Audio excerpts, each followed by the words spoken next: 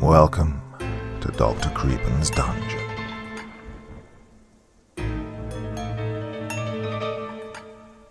A collection of stories for you this evening, designed to terrify and delight you in equal measures, all from the mind of the very talented Mr. Ryan Brennaman. We start this evening's anthology with The Three Tongues, a cautionary tale that reminds you to listen very careful to the information given to you. Now, before we begin, as ever, a word of caution. These stories may contain strong language, as well as descriptions of violence and horrific imagery. If that sounds like your kind of thing, then let's begin. The cavern opened up just ahead, and the poor damned soul crawled his way into the freeing space. But he wasn't out of hell just yet. The dark, rocky chamber he'd found wasn't empty, and he wasn't alone. The other, who stood in the middle of the cavern, before two wooden doors, outstretched its long, wiry arms and bid him welcome. Weary, and with a nearly feral snarl, the damned soul told the other, "I've fought my way through demons and nightmares to get here, through blood and torture, and through torment and torment after torment. Don't think I won't fight you, too." But the creature, whose face was featureless, spoke to the damned soul and said, "But we are not here to fight you. You are free to proceed as you choose. You are free to proceed as you choose. You are free to a single choice, but be warned, for we stand at guard for not just the doorway of salvation, but of darkness and despair as well." The man, confused at the creature's prattling, asked, "Who is we?" The creature, who was covered in a long, tattered black cloak, reached up to its naked face. Where its right eye should have been, its long, pale claws peeled away its skin. Underneath, in what should have been an empty cavity, naked, chattering teeth spoke. There is no we. As the damned soul watched, the creature tore free the flesh from its left side as well, exposing not an eye but another set of jaws. This second set of jaws then spoke and said, "There are three. I am Kesedu, the other," it said, alluding to the first set of eyes. "The other," it said, alluding to the first set of eyes, "is called Imidax." Finally, with its long index finger, the creature carved across its face, from cheek to cheek, as if opening a zipper, and the final, largest set of jaws smiled through the gap. It concluded by saying, in the loudest voice of all, "And I am called Loki Verat. Together our tongues are called Fictusos, the Guardian." The naked, damned soul inched forward towards the still warm, still welcoming spectre. Cautiously he cast his glance over the creature's thin shoulders. "You seek passage?" asked Loki Verat. "Yes, you seek one of our doors," chattered the voice called Imidax. "Either mine or the door of Kesedu." There were indeed two doors. One was on the creature's left, the eluded door of Kesedu, and one was on its right, the eluded door of Imidax. Both were wooden. Both were identical. Both were unmarked. "How am I to know which is which?" asked the damned soul. "That is why we are here, of course," hissed Loki Verat. "To guide you." "But be warned," spoke Kesedu. "The choice is not to be made lightly." "If I choose wrongly?" asked the damned soul. "As we said," Loki Verat said, raising a cautionary finger, "one door leads to salvation, but only one. Choose poorly, and you will receive only endless despair, endless darkness." It can't be worse than what I've seen, the damned soul croaked fearfully. To this, all three mouths responded in short. They chuckled. The damned soul, closely watching the guardian as he did so, moved nearer to the two doors. On a closer inspection, he cursed. He didn't know which one to pick. Careful, Loki-Verat warned from behind. Once chosen, you cannot go back. You may risk the odds if you'd like. Or, the damned soul inquired, aware that there was a deal to be made. Or, you can hear our riddle, came all three voices at once. The only assistance we can offer you, said Imadax. The desperate, damned soul decided that it was the only way. He had come much too far, and sacrificed too much to let this stop him. He came before the Guardian, and before the Guardian's three tongues, Imadax, Kesidu, and Loki-Verat. He stood before them and asked of them what riddle they had planned for him. Before you are two doors, Imadax said. The doors you see belong to me and Kesidu, and through one of them is your path to salvation. You may ask one question, Kesidu said, to any of our tongues, one and only one, and that is all you are permitted. After, Loki-Verat warned, you will be on your own with nothing more than the information that we have bestowed upon you. You must choose your question carefully, but even more so than the question, you must be wary of whom you ask. Kesidu smirked, because between Imadax and I, one of us lies, and the other tells the truth, Imadax sneered. One of us will speak freely, Kesidu promised. And all, Loki-Verat concluded, will try to deceive. You must make two choices now, and I say now, most honestly, consider them well. So, the damned soul thought. He thought on the riddle for a time left unmeasured. After so long in damnation, the time he spent on anything mattered so little to him. It mattered little to the Guardian either, who stood there watching the damned soul with greedy fingers interlocked, and a gaping grin across all of its faces. It was a riddle of two doors. A riddle of two doors and two guards. One door to freedom, to salvation, and one door to instant death, darkness and despair, as the Guardian had clearly said. One must lie, able to speak freely as Kesidu had said, and the other would be honest, although hoping to deceive by being indistinguishable from the liar. The guards were Imadax and Kesidu. One must have been the liar, and one must have been the honest tongue. And the answer was so elusive. It seemed to dance around just out of the damned soul's reach for the longest time. He couldn't ask them which door was safe, for he knew not which of the two was the honest tongue.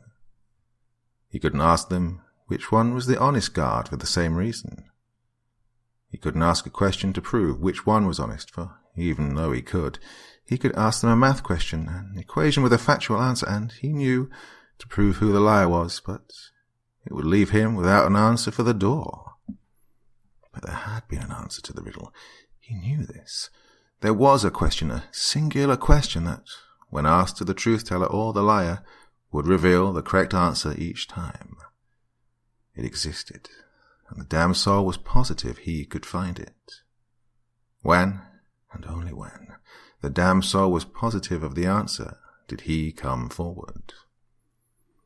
I've thought, he said cockily, and I know what I must ask. I know that one of you will now answer falsely, and another will be truthful. He pointed at the door on the Guardian's right. I could ask Imadax if that's the correct door, but I have no idea if Imadax is the liar or not. Same for Kesidu. It leaves me the same chances. The Guardian tilted its head, almost as if with an acute fascination. "But I don't need to do that," the damned soul said. "I know one tongue. One of your demon eyes will speak freely and tell the truth." The Guardian's maws all stretched wide in sinister grins, causing the man to hesitate. The Guardian seemed pleased. "The other will lie," he continued, less confidently, "and try to deceive, which means there is only one question I can ask. There's only one question that, when asked, either the honest or the dishonest guard will reveal, in both scenarios, the false door. Because one will be honest and one must lie. One will be honest about the liar, and one will lie about who is honest." The damned soul smirked. "I've heard this riddle before." The damned soul pointed up, right at Imidax, and he asked his question. "Which door will Kesetu tell me to pick?" Imidax, guard of the left door, opened his mouth, ready to speak, and then, hesitantly, it said, "He would tell you to take the door on your right." The damned soul, for the first time in a long while, laughed. He laughed and laughed, for he knew he had won. "So," he said, "the door on the left is the one. It's your door, Imidax, because the liar would tell me to take the right door, and the honest of you would tell me what the liar would say. Either way, you both have given me the false answer. Am I right? Did I solve your damn riddle?" The Guardian did not answer. The damned soul knew why. His question had been spent. The only response it could offer was silence. All the smiles had faded from its face, granting it an entirely passive and impartial visage. The Guardian rotated in place, following as if with unseen eyes as the damned soul crossed the room. Past the creature, the damned soul put his hand on the left door. For a moment, he wondered what it would be like on the other side.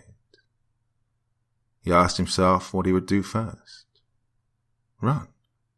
Roll in the grass. Swim in the ocean. Lie beneath the stars. He wondered how much had changed as he pushed the door open, stepped through, and allowed it to shut behind him. From the moment it shut, the smiles fractured back onto the Guardian's face. All three mouths chuckled, for they knew the truth. The damned soul hadn't been terribly foolish, but he had failed to truly listen. In that failure to truly listen, the damned soul had made two fatal assumptions. His first assumption, the assumption that their game started when he asked his question. A failure to recognize that it had started from the moment the damned soul entered that chamber. The failure to realize that, from the very beginning, all three tongues had been in character. And that assumption allowed the second to take hold, not by accident, but by design. His second assumption, the assumption that only two of the voices had mattered, the assumption that Loki Varat was inconsequential. For one mouth will speak the truth, said Loki Varat, truthfully. One will speak freely, Kesetu said, as it wished. None will lie, said Imidax, falsely. And all, said the Guardian in unison, stepping forward, revealing the third and final door that had been hidden beneath its cloak, will try to deceive.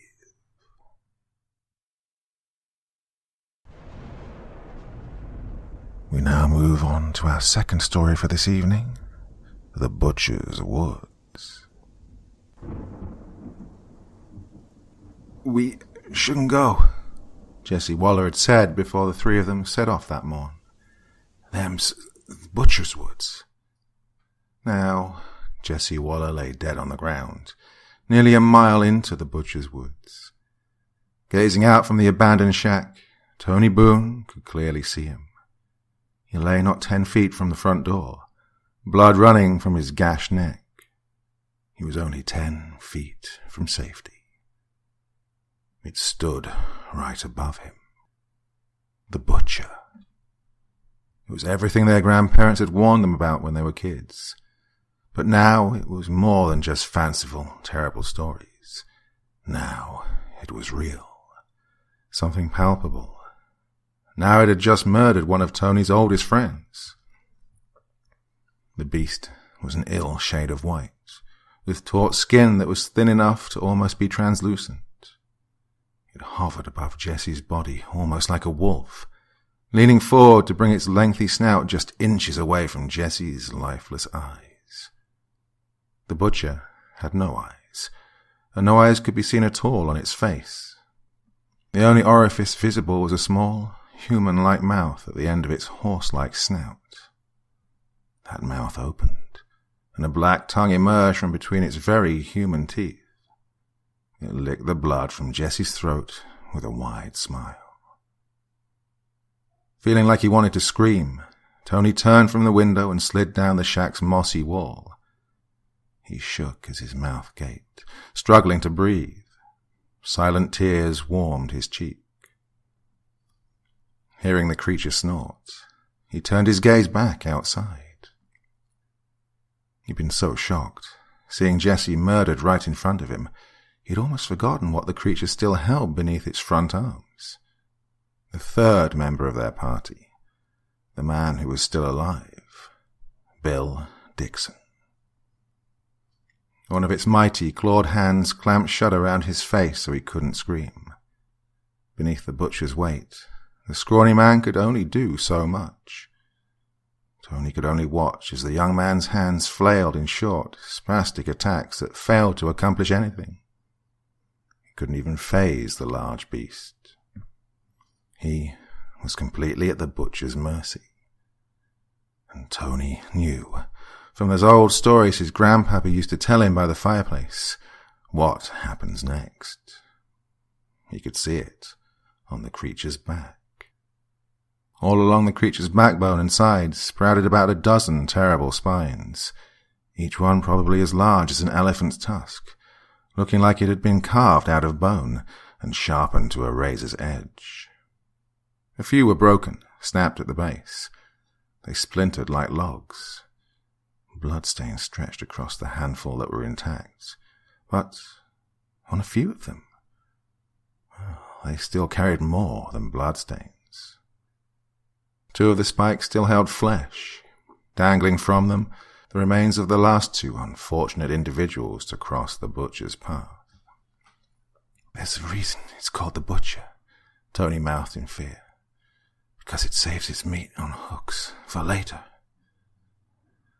The nearly skeletal remains hung from the butcher's spines like puppets.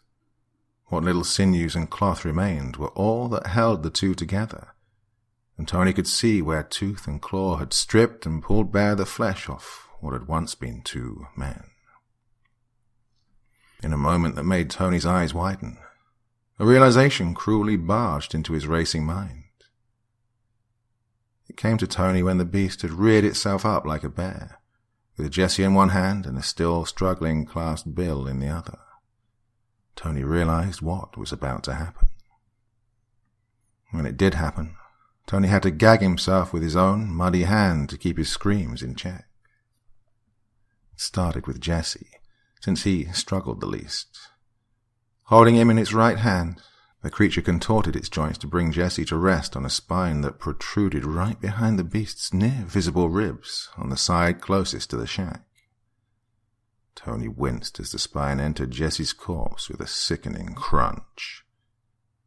The creature released, allowing Jesse's body to settle onto the slightly upwards tilted spike. Jesse's head dangled and swayed, his matted brown hair covering his face. But then Tony started to shake his head and back away from the window when the creature placed both of its evil hands on Bill's shoulders.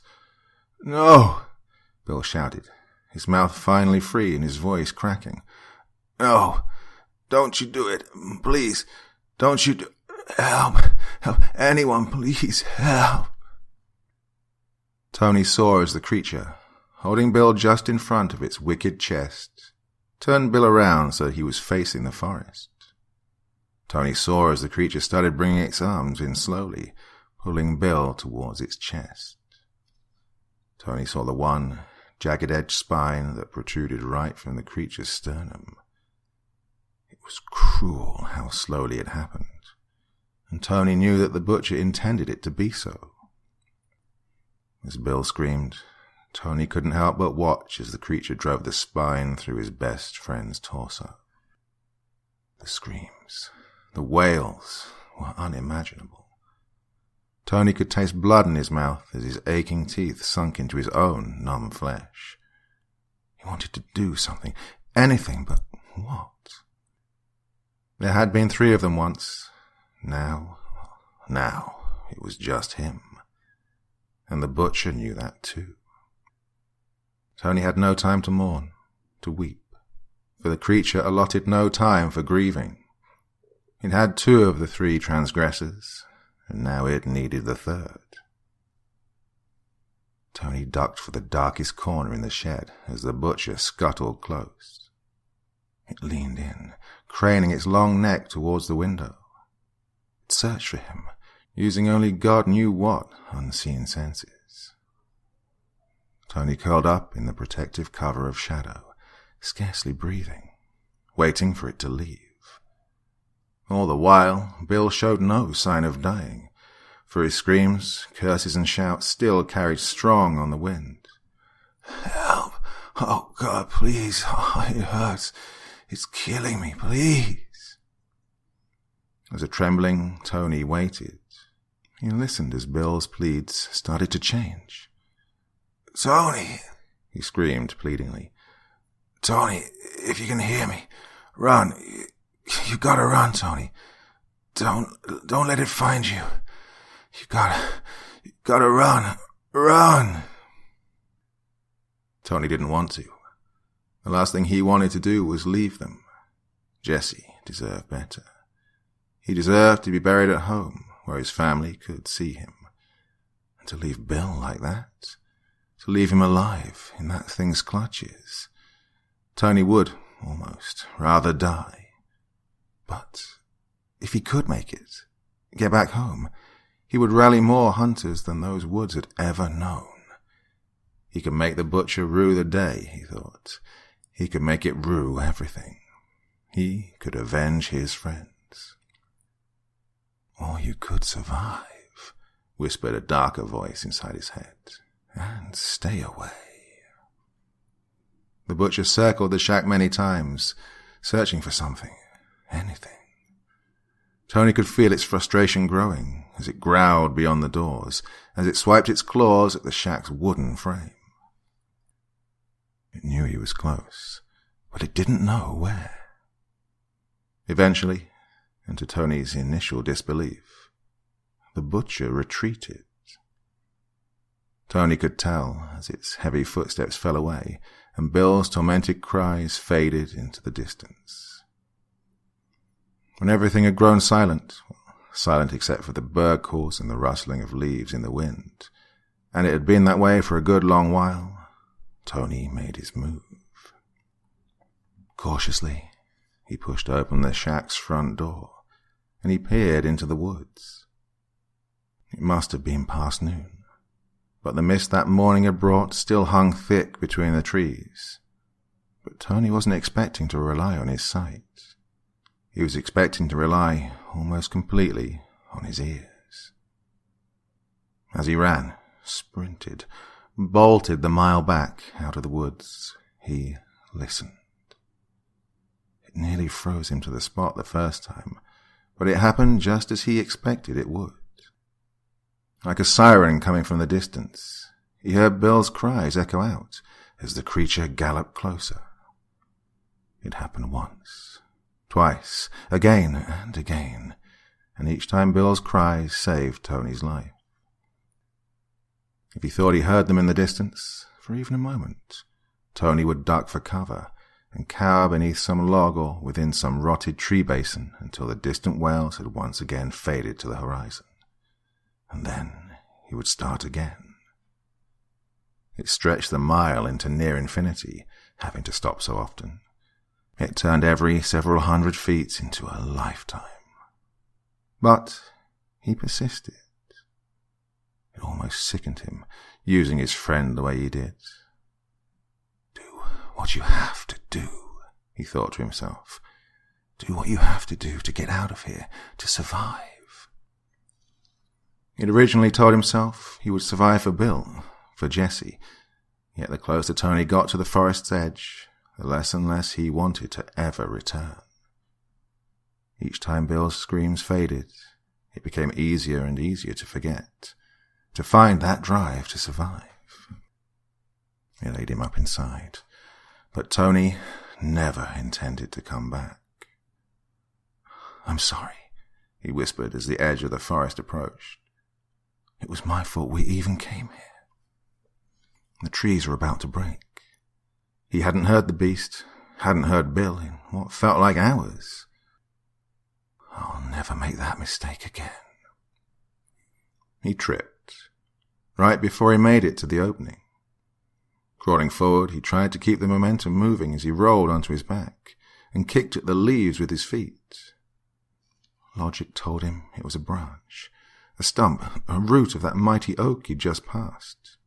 He could have tripped on anything. Instinctually, however, he knew what had happened before he hit the ground. He looked to that broad oak, and to its shadow. That's where it stood, on its hind legs, heaving mighty, warm breaths. Crouched ever so slightly forward, it held its hands on Bill's wriggling form. One was cupped over his mouth, the other around his still, squirming throat. It had silenced him. It had waited. Craning its neck down, right beside Bill's cherry-red face, it tilted its head almost inquisitively. Its lips audibly split. Its smile was indescribable, with simply any other word but wicked.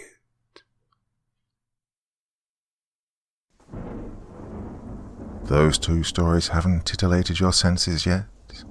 Then wait until you hear our third story. The Oesterling's house is haunted. No, it's not, Angelica sighed, rolling her eyes. Is too, chuckled Felicia. Just ask your boy, Charles. Said he couldn't get 3 feet past the door before he could hear the moaning. Angelica shook her head as Felicia started circling her, making ghostly noises, her collar pulled up over the back of her head. With an arched eyebrow, Angelica crossed her arms and stared Felicia down. "Shh, knock it off," she ordered. Felicia listened, relaxing, but with a sly chuckle. "Oh, come on," she said warmly. "Look at it." Angelica turned her head. The Oesterling's house fit perfectly beneath the grey, swirling clouds. The black shutters were infested with vines and rot. The once white siding had long lost all of its sheen, infected by moss and grimy black mold. The cracked posts around the front porch gave it almost a twisted, grinning appearance, with 2 cracked windows serving as the empty, haunting eyes.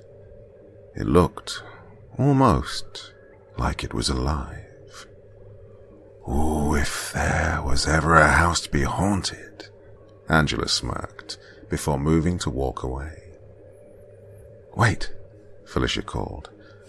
"Girl, look at this thing." "I did," Angelica said, giggling, if only to amuse her friend. "Did you not see me? I mean, really, look. The damn thing's got one of those weird-ass spire-looking things. Gee, it's as old as hell. Don't you want to see what's inside?" "I know what's inside," Angelica said back. "Mold, dust, a lot of unstable floorboards, and loads of cobwebs." Man, I told you, this house is 200 years old. It's actually 172, Angelica interrupted. Felicia's jaw dropped. Shh, you looked that up just so you could be right, didn't you? No, Angelica quickly lied. Just happened to find it. You've always got to be right, girl. It's annoying. Not as annoying as this, Angelica said, motioning to Felicia and the Oesterling's house. Come on, Felicia pouted. Don't tell me you're too chicken. Everyone anyone goes into that house. Do they all come out, though? Angelica asked, jokingly. I heard they don't. Besides, I'm not chicken. There's just nothing in there to see. What? You don't want to see a ghost? Angelica let out an inaudible and exasperated sigh through her still smiling mouth. There's no such thing as ghosts, Felicia. It's not haunted. Felicia crossed her arms, pressing her tongue deep into her cheek. Angelica could see the conniving gears turning inside her head, like Felicia's pleased eyes were made of glass. Prove me wrong, then. Angelica chuckled once, and then she also crossed her arms. The two looked like they'd fallen into a stalemate. But Angelica knew she'd already lost. Felicia had played her like a fiddle. You know me too well, she sighed. She uncrossed her arms and groaned. Angelica pushed open the house's rusty gate. Felicia, satisfied, grinned. Knew you looked that damn house up, she said, cockily. What do you want me to do? Angelica asked. Felicia leaned in, resting one arm on Angelica's right shoulder, while pointing up at the house with the other. That window, she said, pointing to the room underneath the spire. See it? The one with the shades still drawn. Get to that bedroom, pull those shades open, give me a nice smile and a thumbs up. Hey, maybe I'll give a wave or two. I'll snap your picture just to prove that ghosts aren't real, of course, and we'll be good. Angelica shook Felicia off her. Why do you get off on this shit? Angelica asked. Felicia just shrugged. Annoyed and only slightly amused, Angelica started walking towards the front door. You're so full of shit, she called back. Felicia, who was too busy texting everyone she knew that, Angelica is actually going to go into the Oesterling place, replied to the accusation with a simple, yep. Creak, my creak. Angelica stepped onto the ancient porch. She could feel the soggy, forgotten boards bending beneath her weight. Man, I don't want to go to the second story of this thing, she mumbled. It's not going to support my ass. Her hand trembled as she reached for the doorknob. Glancing backwards, she was glad to see that Felicia's face was still buried in her phone where she couldn't see. Taking a deep breath, as her palm met cold, rusted metal, she turned the door. Unfortunately, yet unexpectedly unlocked, the door opened to welcome her inside. Creeping through a short, muggy entry hall, she entered into the heart of the house. The scene before her was as decrepit as she imagined it would be. It might have been totally dark, had it not been for the rotten holes in the ceiling that bled grey daylight into the shambles that someone had once called home. The entryway was surprisingly open. Angelica had expected more broken furniture, more evidence of the lives that used to be, but it seemed to be nothing more than an empty shell. Only a single, broken chandelier had been left behind. It dangled from the ceiling by a thread, covered in layers of dust and filth. A balcony stretched around the entryway, Stairs to the second floor were on Angelica's left. She was actually amazed. There didn't seem to be any cobwebs. "Any ghosts?" Angelica hollered into the house. She didn't know what she'd expected. An answer? An echo? She got nothing, and that should have settled her. Should have. She felt like the damn thing was breathing. "Don't know if I mentioned," Felicia called at her, "but you gotta go inside to reach the second floor. Don't know if that helps or not. It is pretty complicated, but I'm hoping it'll at least get you on your way." Angelica slammed the door shut behind her, drowning out Felicia's hyena-like cackling. Alone inside the house, she decided there was nothing to fear. Even so, she moved slowly towards the stairs. She tiptoed up them, cautiously taking each step with a measured precision and delicacy. They creaked and moaned beneath her weight, but they held her. She was okay with the moaning. Maybe trees have ghosts, she thought. That's why all wood moans when you step on it. She smiled, reaching the top of the stairs. Running her hands through her frizzy hair, she took a moment to breathe. Not that it was a particularly easy task. The dust in the air was thick, and it felt like it was trying to clog Angelica's lungs. Covering her mouth with the collar of her shirt, Angelica moved along the banister. Gripping it with her hand, she could swear she felt the wood tremble as if it, itself, pulsed with life. She assured herself it was nothing more than the trembling beats of her own panicky heart. The floor still creaked, still groaned under her footfalls. The room she needed was just up ahead. Up in the shadows. But above the creaking floors, Angelica started to realize something else. There were sounds. Very obvious sounds. The floorboards groaning, her own labored breathing. But there was something else. A noise she wasn't making. A muffled and labored droning. And it was coming from in front of her. From the bedroom she was supposed to go into. For a moment, there was fear. Fear always came first. Fear needed no thought to exist. No rationality, no understanding. And so first, there was fear. There was a ghost. And then came anger. Could Felicia be tricking her? Could this all have been set up?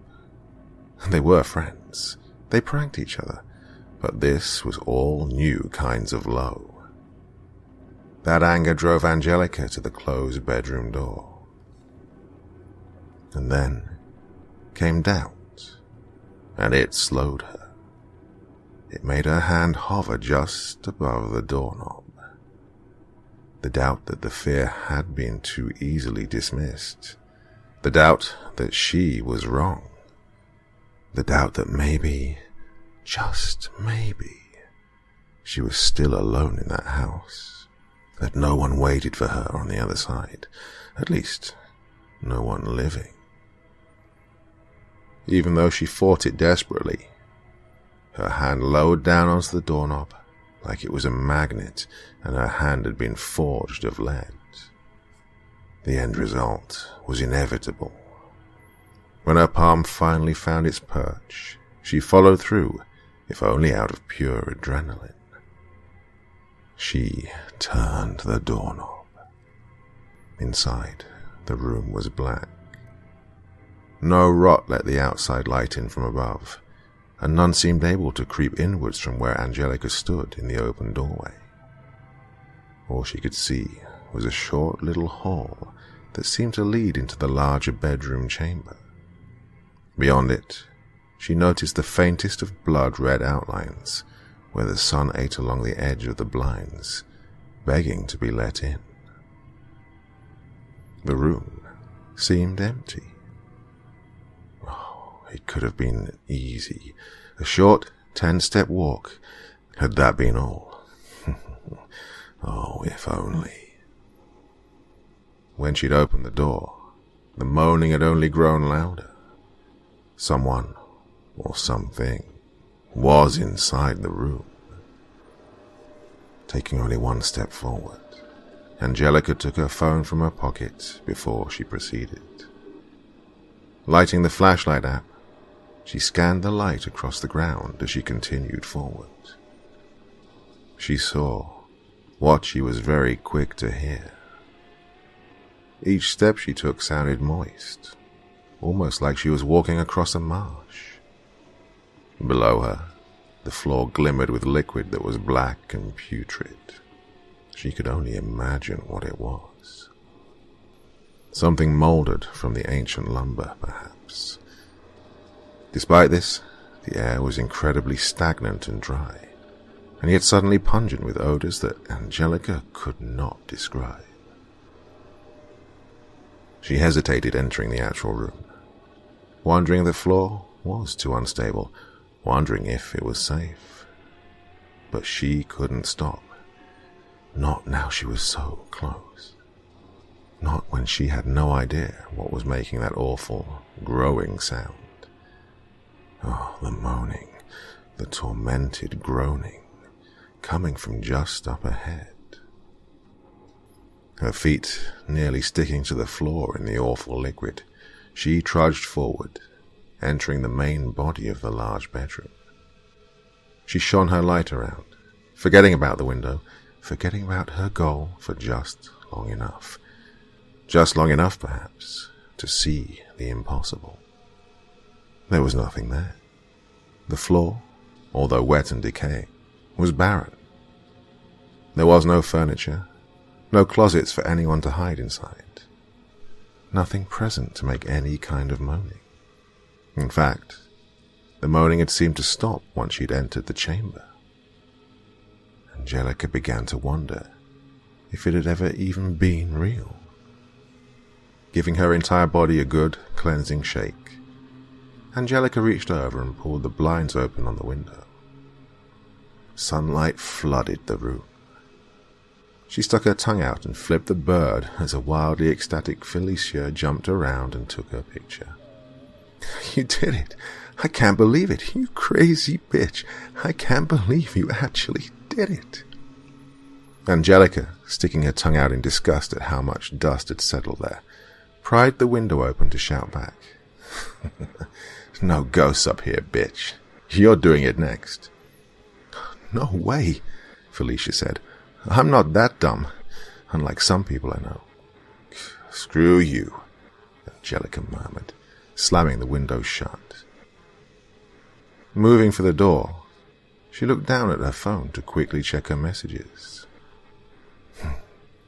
Make people think I'm chicken, Angelica asked herself. Make them think I'm wrong? I don't think so. I mean, could you even imagine? She stopped mid-sentence. There was a zipping sound behind her, and the sunlight disappeared from the room. Aiming her flashlight at the window, Angelica was shocked to see that the blinds had fallen on their own, once more blocking the window. Before she could even mutter to herself, "What the?" she heard the moaning once more. Just in time, she turned to see the door slam shut in front of her, trapping her inside the room. Frozen, she could only move her eyes, and they wandered. They wandered from the door to the soaking wet floor, and from the floor they moved up. Following the light, they wandered up the side of the wall and across the ceiling. Angelica couldn't breathe. She couldn't scream. There, stuck to the walls, were dozens of decaying, digesting bodies. They were trapped, sucked inside grotesque, pulsating masses of red flesh. Most had been reduced to nothing but grey, petrified bones, with pulsating tendrils linking them to the mounds of encompassing tissue. It was feeding off of them, stripping them bare. Most had been fairly well digested, but some were fresher. Some still bled. Particularly one body, stuck right on the wall next to the short entryway. He still had plenty of skin. He still had a fresh face. Claws, or perhaps teeth, protruded from the wall around his body, rippling along his entire height, digging into him in slow, coursing intervals. Covering the man's mouth, there was a mask of almost clear, mucus-like tissue, enough to prevent the still living, still breathing teenager from doing anything. Well, anything other than moan. And that was what it wanted. That's why the teeth stabbed him over and over again, to get him to moan. Angelica gasped as all the teeth plunged into the teen's flesh, and he let out a final, choked scream of pain. The boy had been bait, and with the door shut, the trap had been sprung. Angelica tried to get back to the window, but it was no use. Her feet had been glued fast to the floor. She tried to call Felicia, but shapes quickly swarmed her from the sides of the wall, surrounding her in a warm, pulsating mass. Angelica had been right. The Oesterling place wasn't haunted. But it was worse. Much, much worse. The Oesterling's house wasn't haunted. The Oesterling's house was alive. Very alive and very hungry. We ever so slowly draw towards the end of this evening's podcast, but not before two more stories. Our penultimate tale this evening is Inside Out. There was no exit that she could find, only more endless corridors of repeating reflections. She felt like she was chasing her own terrified face. But no, she wasn't doing the chasing. He was. She was pursued through the funhouse. Chased by laughter and transient images in her periphery, she had to force herself forward, onwards, towards freedom, away from him, away from the black and white clown. Her right hand smeared sweat and oil across the mirrors as she dragged it along. It was a trick her mother had taught her back when she was a child. "You can get out of any maze in the world," she had told her, "if you just put your right hand on the wall and follow it out." His image, the clown's face, kept appearing on the glass, darting around her from places unseen. She knew he was close, for she heard his laughter, and she heard his footsteps, but she couldn't be sure where. Sometimes it seemed like he was right in front of her, so real, so close. Black, diamond eyes and a ragged, colourless suit, tattered collar and wiry black hair, razor blades embedded in his fingertips, an ashen smile scorched across his face. But he was never actually there. He was close, but such was the madness that was the funhouse. She couldn't be certain what was real and what was mirage. Each mirror was pristine, like crystal. Every image held weight and malice. Each one felt real. "Where are you?" she mumbled through exhausted lips, her head turning and twisting as she fell through corridors and corners, hollering in spite at his mockingly curled lips. "Where are you?" The exit must have been close. Surely. She felt like she'd been wandering for hours, and she'd started to pass areas she knew she'd already been. She could trace her smeared handprints across the mirrored walls. Finally, there was a long corridor before her, the longest straight shot yet, the only place she hadn't yet tried. Finding her last, desperate reserves of energy, she bolted down the path. But as she reached its end, she realized that there was nowhere left to go. Her hand fell into a corner, and she traced the solid black wall to the other corner, and she finally rested. Not because she wanted to, but because she'd run out of places to go. Her only option was to turn back. Back towards the approaching laughter, towards the clown with the razor fingers. She pounded against the glass with her palms at first. She begged to God, to anyone, for a way out, for help. Then her begging, curdled by fear, became rage. Primal rage as the footsteps seemed set to round the corner. It was her and the clown. She looked back the way she'd come. It was just one long hallway. No way in but one. No way out but dead ahead. It was a straight shot. Just her and him. Just life and death. Twisting her torso, she yelled as her fist met one of the glass panels on her left. The glass screamed, and bloody shards fell onto the floor. Smearing her fresh blood across the pieces, she found the largest and most intimidating blade the shattering had made, and she gripped it so tightly that the edges easily split her skin. One way out. Her versus him. Fight or flight, and she'd made her decision. She wouldn't go down without a fight. The clown was coming. He was rounding the corner, sprinting through the funhouse like the madman he was. His laughter echoed down on her, falling around her from seemingly every direction. And she thought she was ready. Immediately he came, his reflection shot across the dozens of mirrors that spanned the hall, his smile glistening across dozens of faces. But he only appeared on the mirrors. No one had rounded the corner. In the reflections, the clown stood with shoulders squared and predatory arms held at his sides, like it was staring her down. But no one stood at the end of the hall. She wondered if he could have been standing around the corner, waiting for her to come to him instead of the other way round. But his reflection overtook hers on every mirror, as if he stood between her and every panel in the entire hall. Something was off. "Come on," she screamed, her weapon poised and ready. "I'm right here. Show yourself." The laughing, that seemed like it was coming from everywhere, stopped.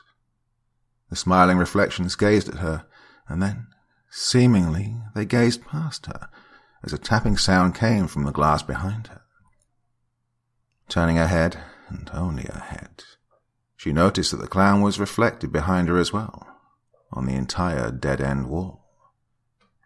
It was like he stood right there. But that couldn't be. She'd touched those mirrors herself. The smear of her hand still sat across the clown's grinning lips. But that's when she realized that the tapping had come from the mirror itself. The clown reflection before her was waving at her. It was the only reflection that did so. Around her, all the images started to tap and knock against the glass, each one moving independently of the others. They chuckled. They mocked her from inside the mirrors. And then the clown's smiles all faded in unison. Their faces, their cheeks, started to tremble as a carnivorous hunger burned behind their eyes. It started with the one that had been waving. He raised his hand and placed the razor blade embedded inside his index finger on the panel of the glass, and then he started to carve downwards. The screeching of dissected glass filled the funhouse as all the reflections followed the lead at their own pace, cutting their mirrors in two from the inside out. She felt angry. Boiling tears fill her eyes, causing her to only grip that large shard tighter in her hands. The mirrors around her started to crack as the clowns started to push on them from the inside out. They were pushing their way out from inside, birthing themselves into the world like snakes from their eggs. As their arms and faces stretched out from the mirrors, she bent over and picked up a second shard of glass. With a deep breath in and a long, hissing breath out, she calmed herself. Blood dripping from her hands, she braced herself. Her situation was more complicated than before, but the basics were still the same. There was one hall, one way out. And she wouldn't go down without a fight.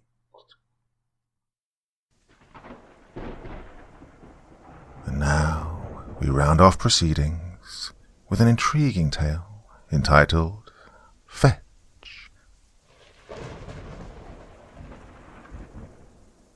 Tommy threw the damn blue squeaky ball through the air again, wiping the dirt and spit on his khaki shorts. Once more, with an incredible enthusiasm for so early in the morning, his Labrador retriever ran off after it, chasing it to the edge of the untrimmed grassy field. As the dog, the one his mom had named Butter, fumbled around, snapping at the elusive ball, Tommy pulled out his phone and started scrolling through his text messages. Amusedly, he laughed at the latest one from his mother. 8:11 a.m. The brat given you any problems yet? Butter panted as she rounded Tommy's legs. With a sigh, Tommy reached down and tugged at the ball. Butter held firm, but with some effort, Tommy was able to pull the ball free. He tossed it again, right to the edge of the field.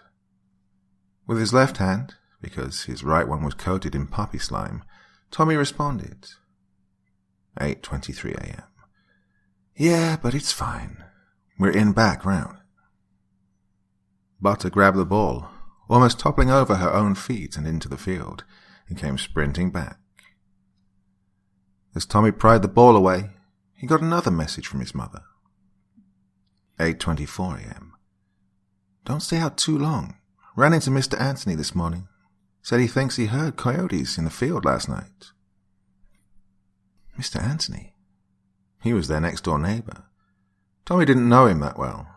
Just knew that he was friendly enough and that his wife passed away about 2 years ago. Rarely saw him. Hobbled around with a black wood cane whenever he went out to his garden. Long, white Santa Claus beard. He didn't know his mum ever talked to Mr. Anthony. Tommy threw the ball. Butter chased the ball. 8:24 a.m. Oh, I'll keep an eye out. Thanks. Looking out to the field, Tommy wondered when the last time they'd seen a coyote was. Months, surely. Before that, maybe years. They weren't common. Plus, it wasn't like they were wolves or anything really threatening. Coyotes were small. Smaller than Butter, surely, and she was still a puppy. Tommy wasn't worried at all. Butter gave Tommy the ball rather easily this time, dropping it on the ground. She nudged it playfully closer with her snout. She let her tongue dangle as she panted. She sat like a good dog. A good, patient dog, waiting for Tommy to play fetch.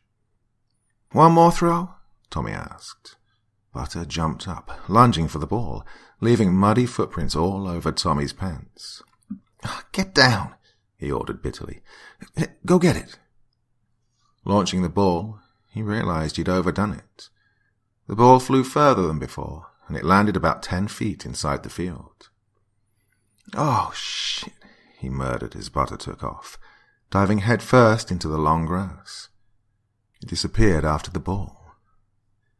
Confident that Butter would not only find the ball but also return, and hoping to keep his involvement at a minimum, Tommy focused back on his phone. As he scrolled through videos, hoping to find something good to watch, He saw Butter jump out of the field, her head raised confidently. She was carrying something. Good. The last thing Tommy wanted was to get some ticks searching for the dog's damn squeaky blue ball. Without looking at the dog, Tommy lowered his hand and told Butter to give it. She seemed to do so willingly, but before Tommy could say, "Good girl," he realized it didn't feel right. Tommy looked down at the object she'd brought him. It wasn't the damn squeaky blue ball. It was a stick. No, not a stick. A cane. A black wood cane. "Mr. Anthony," Tommy murmured, kneeling down beside a panting Butter to examine the find. "How in the—" He noticed the teeth marks before he could finish his sentence, but they weren't Butter's. The entire cane was covered in deep, savage bite marks. Did the coyotes... His thoughts trailed off as Butter started to growl. She faced the field. Tommy looked up, clutching the stick close. Something moved, rustling the long blades of grass. It was heading right for them.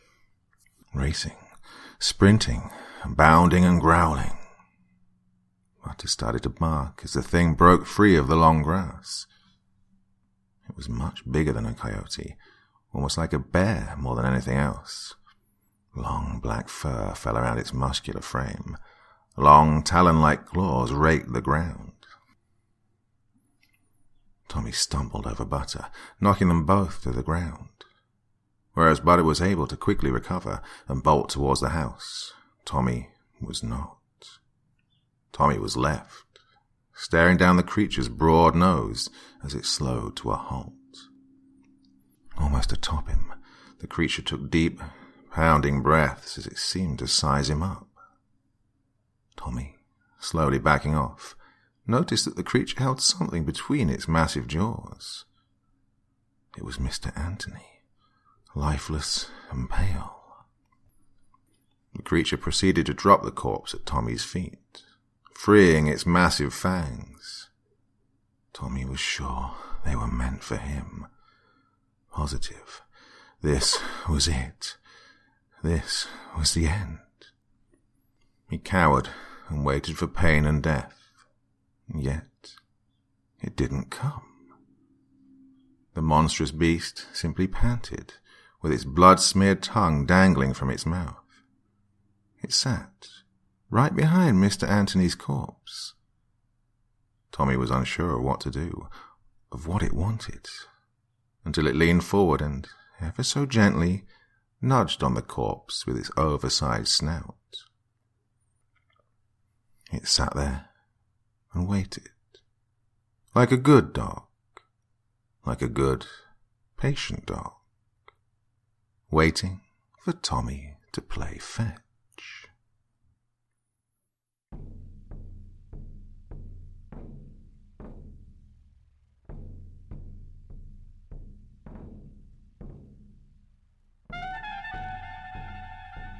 I hope you enjoyed tonight's collection of 5 stories, all from the pen of the wonderful Ryan Brennaman. We had 3 Tongues, The Butcher's Woods, The Oesterling's House is Haunted, Inside Out, and Fetch. So that brings us to the end of this evening's podcast, but I'll be back again next week, and I do so hope you'll join me again. Until the next time, sweet dreams and bye-bye.